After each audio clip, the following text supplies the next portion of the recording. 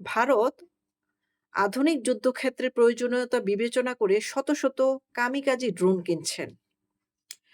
একে সামরিক পরিভাষায় লয়টারিং মিউনিশন বলা হয়। এই ড্রোনের প্রধান কাজ কি? আসুন সেটা জেনে নিই। ভারতকে আমরা পরাজিত করব, সেভেন সিস্টার নিয়ে নিব। তো ভারতের কাছে কি আছে সেটাও জানা দরকার।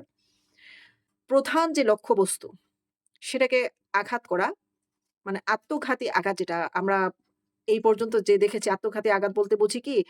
একটা মানব শরীর বোম নিয়ে নির্দিষ্ট লক্ষ্যবস্তুতে গিয়ে সেই বোমটা ব্লাস্ট করে।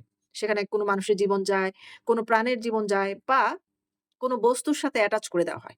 তো সেই জায়গায় ভারত আধুনিকায়ন করেছে যে ড্রোন নির্দিষ্ট লক্ষ্যবস্তুতে সেই অস্ত্র, বোম যা বলেন সেটা নিয়ে যাবে। সেখানে হামলা করবে। কোনো নির্ভুল হামলা যেটাকে বলে। কোনো ভুল থাকবে না।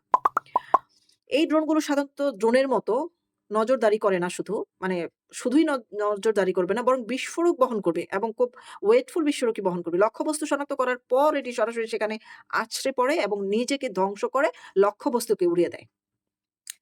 আকাশে ওঁত পেতে থাকা দীর্ঘক্ষণ আকাশে চক্কর কাটতে পারে। যতক্ষণ না সঠিক লক্ষ্যবস্তু খুঁজে পাওয়া যায়, ততক্ষণ এটি আকাশে অপেক্ষা করে এবং সুযোগ বুঝে আক্রমণ করে। ভারতের এই যে রাজনীতিবিদ একজন আছে না? বলছিল যে ইউনুসকে ইয়া করতে শুধু একটা ড্রোন দরকার, আর কিছু দরকার না। আমরা তো যুদ্ধ করতে যাব না সরাসরি। ভারতে বসে ড্রোন মারবো, ইউনুসের যমুনায় গিয়ে পড়বে। ওইটাই বাস্তবায়ন হতে চলেছে।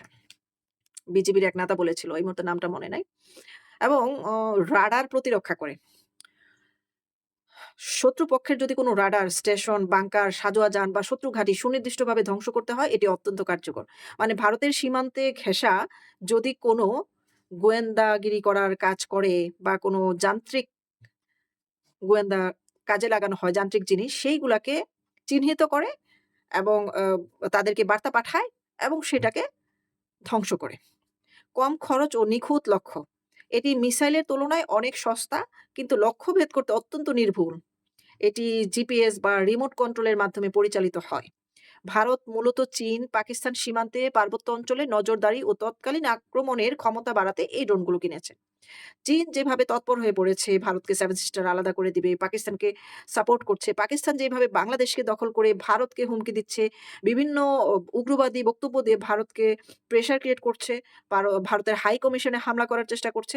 সামগ্রিক বিষয় চিন্তা করে তারা বুঝতে পারছে যে আমাদের ভারতের উপর একটা মানে বড় ধরনের আক্রমণ হতে পারে, সেজন্য আমাদেরকে প্রস্তুত থাকতে হবে। এর পাশাপাশি ভারত দেশীয় প্রযুক্তিকে তৈরি নাগাসম ১ এর পাশাপাশি ইসরায়েল ও আমেরিকার থেকে উন্নত প্রযুক্তির কামিকাজি ড্রোন সংগ্রহ করেছে। এই যে আমেরিকা থেকে ড্রোন সংগ্রহ করেছে, তার মানে আমেরিকার সাথে একটা বাণিজ্য হয়ে গেছে। আ আমেরিকার যেটা দরকার ছিল, যুদ্ধ লাগুক, লাগলে আমরা আ আ সঙ্গে, সঙ্গে যেন আমরা অস্ত্র বিক্রি করতে পারি। একটা বাণিজ্য তো করতে হবে। সেটা সম্পন্ন হলো আরকি। এখন কথা হচ্ছে যে কিসের ভয়ে? ভারত কিসের ভয়ে আছে? ভারত কি ভয় পেয়েছে বাংলাদেশকে বা পাকিস্তানকে? আপনারা কিন্তু সিঁদুর হামলার কথা শুনেও অনেকে মনে করছেন এগুলো মিথ্যা কথা। আসলে এরকমই মনে হওয়ার মতো। এটা একটা স্বপ্নের মতো। মানে ঘুমিয়ে গেলাম, ঘুম থেকে উঠে শুনলাম যে আমাদের দেশে কি, কি ঘটনা ঘটে গেল কিন্তু কেউ টেরই পেলাম না। এই স্বপ্নের মতো বাংলাদেশে দুঃস্বপ্ন হয়ে আসবে যদি বাংলাদেশের জঙ্গি বাহিনী ভারতের দিকে সত্যি, সত্যি কোনো সিদ্ধান্ত নেয়। এখন যেগুলা করছে এগুলা হুঙ্কার, একটা ভয় দেখানো। কিন্তু মানে বাস্তবিক অর্থে যদি কোনো সিদ্ধান্ত নেয়, সেক্ষেত্রে তারা যেটা করবে, তারা জনগণ নিয়ে এসে সেনাবাহিনীর জীবন নষ্ট করার জন্য তারা আসবে না। এবং আন্তর্জাতিকভাবেও সেই সাপোর্টটা ভারত কিন্তু সংগ্রহ করছে। যে ভারত আমাদের জন্য হুমকি এবং ভারতের জন্য যে বাংলাদেশ বর্তমানে হুমকি, এইটার কিন্তু লাখ, লাখ প্রমাণ আছে।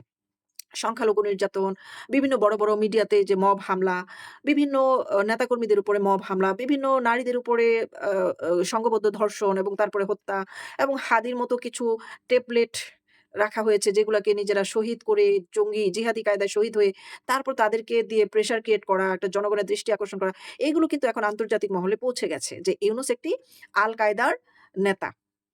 এবং মাফিয়া সংগঠনের আ একটা মানে বয়স্ক মাফিয়া বলতে পারেন। সে ধরনের পর্যায়ে কিন্তু তার নামকরণ লাল কলমে লেখা হয়ে গেছে। সমস্ত শক্তিশালী রাষ্ট্রগুলোই কিন্তু ভারতের বিরুদ্ধে যেয়ে কাজ করার সরাসরি কোনো প্রকার সাহস দেখাবে না। এবং একমাত্র চীনও যদি বলেন, চীন কিন্তু রাশিয়াকে মানে টপকে ভারতের সাথে সরাসরি যুদ্ধে হস্তক্ষেপ করবে না। কারণ রাশিয়া একমাত্র বন্ধু চীনের। চীনের সাথে যুক্তরাষ্ট্রের সম্পর্ক খুবই খারাপ। যুক্তরাষ্ট্র চায় চীনকে দমন করে রাখতে। চীন চায় যুক্তরাষ্ট্রকে দমন করে রাখতে। সেই জায়গায় রাশিয়া যুক্তরাষ্ট্রকে কখনো বন্ধু হিসাবে এই মুহূর্তে সম্পর্কটা ভালো নয়। চীনের সাথে চীন ইচ্ছে করে রাশিয়ার সাথে সম্পর্কটা ভালো করার চেষ্টা করছে, যেন আমেরিকাকে দমন করে রাখা যায়। সেই সূত্রে সেই অঙ্কে যদি আমি বলি তাহলে এই মুহূর্তে ভারতের সাথে সরাসরি কোন প্রকার যুদ্ধে চীন জড়াবে না। এবং দেখো ৩ দিকে হচ্ছে স্থলভাগ, একদিক হচ্ছে জলভাগ। ৪ দিকে যখন ঘেরাও হয়ে যাবে, নৌবাহিনীকে দেওয়া হবে, সেনাবাহিনী স্থলভাগে দেওয়া হবে, বিমান বাহিনীকে দেওয়া হবে। ঘেরাও করার পরে বাংলাদেশের চিত্র পাল্টে যাবে। ওই যে দেখেন না? মাথায় পিস্তল ঠেকিয়ে সবকিছু করানো যায়। সেইভাবেই ইউনূসকে ধরবে এবং সমস্ত জঙ্গিদেরকে উৎখাত করবে।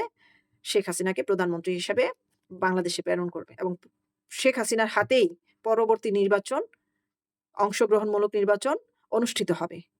এটা আপনাদেরকে বলে দিলাম এবং এই মুহূর্তে রাশিয়া, আমেরিকা, ইংল্যান্ড তারা প্রত্যেকে কিন্তু চিঠি পাঠাচ্ছে বাংলাদেশ বরাবর ইউনূসের কাছে যে অংশগ্রহণমূলক নির্বাচন না হলে এই নির্বাচনকে আমরা কিন্তু গ্রহণযোগ্যমূলক নির্বাচন হিসেবে স্বীকৃতি দেব না। আন্তর্জাতিকভাবে ইউনূস বিচ্ছিন্ন হয়ে পড়েছে। এই মুহূর্তে বিভিন্ন শক্তিশালী দেশগুলো ভারতের পাশে রয়েছে। বাংলাদেশের পাশে মূলত পাকিস্তান ছাড়া আর কোন রাষ্ট্রই তাদের সাপোর্টে নেই। মূলত তারা ওই যে বলে না খালি কলসি ঝনঝন করে বেশি, মূলত সেটাই হচ্ছে। এই মুহূর্তে যারা শক্তির প্রভাব বিস্তার করছে এবং বড় গলায় কথা বলছে তারা কিন্তু রাতে ঘুমাতে পারে না। এবং সারারাত তারা এখন বিএনপির অনেক নেতাকর্মীরাও এতদিন যারা মুক্তিযুদ্ধের বিরুদ্ধে কথা বলেছে, তারাও মৃত্যু ঝুঁকিতে আছে। তারা মানে কেউ না মারুক, তারা নিজেরাই ভয় পাচ্ছে যে আমাদের ছায়াও আমাদেরকে মেরে ফেলতে পারে। আমরা যে পাপাচার করেছি এবং যারা মব করছে বা এখনো করছে তাদের কিন্তু অবস্থা খুবই খারাপ হয়ে যাবে। তাদেরকে এখন না ধরা হলেও পরবর্তী সময়ে মরণ কামড় দেওয়া হবে এবং বিচারের প্রক্রিয়াতেই দেওয়া হবে। মব করে নয়। বিচারিক প্রক্রিয়াতেই তাদেরকে দেওয়া হবে। তো এই হচ্ছে আসল খবর। ভিডিওটি ভালো লাগলে বেশি, বেশি শেয়ার করে দেন এবং লাইক, কমেন্ট, সাবস্ক্রাইব করে ফেলুন।